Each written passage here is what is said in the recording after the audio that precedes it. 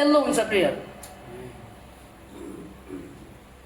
अनि यो चाहनाहरू किन आउँछ भन्दाखेरि चाहिँ हामी स्पिरिटसँग नहिँडेको कारणले गर्दाखेरि संसारको अभिलाषामा हामी किन हुन्छौँ, किन यो चाहनाहरू धेरै आउँछ भन्दाखेरि चाहिँ we are not walking by the spirit.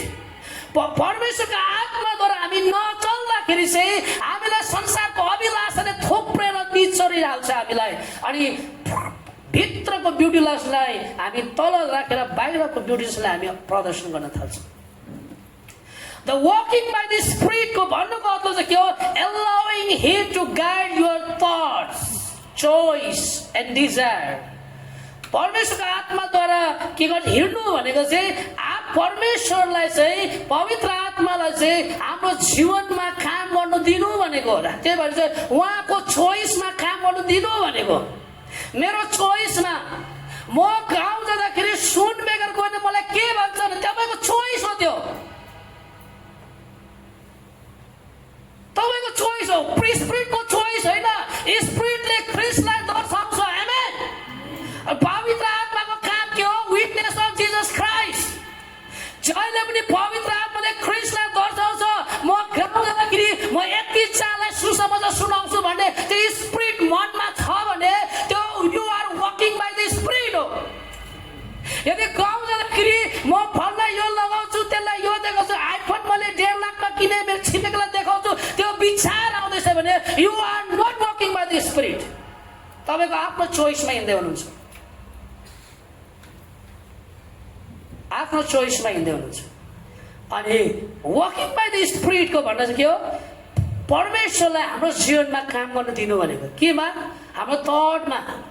हाम्रो विचार कस्तो आउँदैछ? चर्च जानु मन नलाग्ने, त्यो चाहिँ आफ्नो चोइस हो, परमेश्वरको चोइस होइन प्रियहरू। स्पिरिटको चोइस होइन। स्पिरिटले जहिले पनि चर्चतिर ढल्काउँछ, स्पिरिटले कहिले पनि ग्लोरिफाइङतिर ढल्काउँछ, स्पिरिटले जहिले पनि बाइबल रिडिङतिर ढल्काउँछ, स्पिरिटले कहिले पनि संसारसँग कन्ट्राडिक्ट हुन्छ। स्पिरिट कहिले पनि स्पिरिट संसारसँग मिल्न सक्दैन।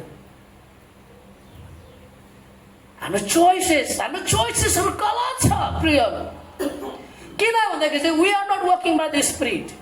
अनि यहाँको मण्डलीलाई पनि समस्या त्यही छ। एपिसीमा प्रशस्त पैसा रुपियाँ संसारको वर्ल्डली फेसनले कम्प्लिटली इम्प्याक्ट गरेको सिटी हो। एक्ज्याक्टली बेङ्गलोर भन्नु पर्यो। अझ बेङ्गलोर भन्दा डेन्जर मुम्बई छ। फिल्म सिटीले कम्प्लिटली इम्प्याक्ट गरेको छ। आजभन्दा 2000 धेरै मैले 9 or 10 मैले न्युजमा पढिदिएँ। त्यति बेला के थियो?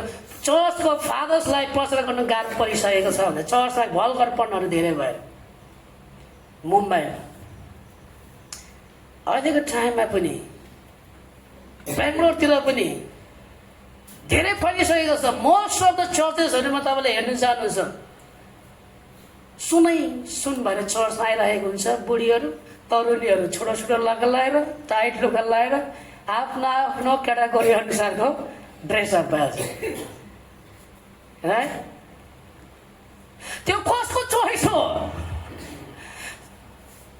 ख्रिस्टको, त्यो स्पिरिटको चोइस हो। स्पिरिटको चोइस त्यो कहिले पनि होइन प्रियहरू। स्पिरिटले कहिले पनि वर्ल्डली कुरालाई के गर्दैछ? प्रायोरिटी कहिले दिँदैन, तर माथिको कुरालाई मात्रै प्रायोरिटी दिन्छ। आमेन। अनि यहाँनिर जब हेर्छ त desire of the flesh can not be overcome by human effort alone. मान्छेको आफ्नो इफोर्टले चाहिँ संसारको कुरालाई जित्न सक्दैन प्रियहरू, जित्न सक्दैनौँ। त्यही भएर we need Holy Spirit, we need paraclete helper. God has sent already. परमेश्वरले अलरेडी पठाइसक्नु भएको छ होली स्पिरिट हाम्रो जीवनमा। Just walk by the spirit, just walk by the spirit. आत्मासँगै तपाईँ हिँड्नुहोस्। तब छोरी चाहिँ बाउसँग सँगै हिँड्यो भने छोरीले नग्नता लुगा लाउन सक्दैन, right? In the same way स्पिरिटसँग हिँड्नुभयो भने तपाईँले पनि त्यस्तो लाउन सक्नुहुन्न। बाउको चोइस अनुसार हिँड्छ। In the same way if you walk by the spirit, spirit अनुसार तपाईँ के हुन्छ? चल्नुहुन्छ। त्यही भएर यहाँ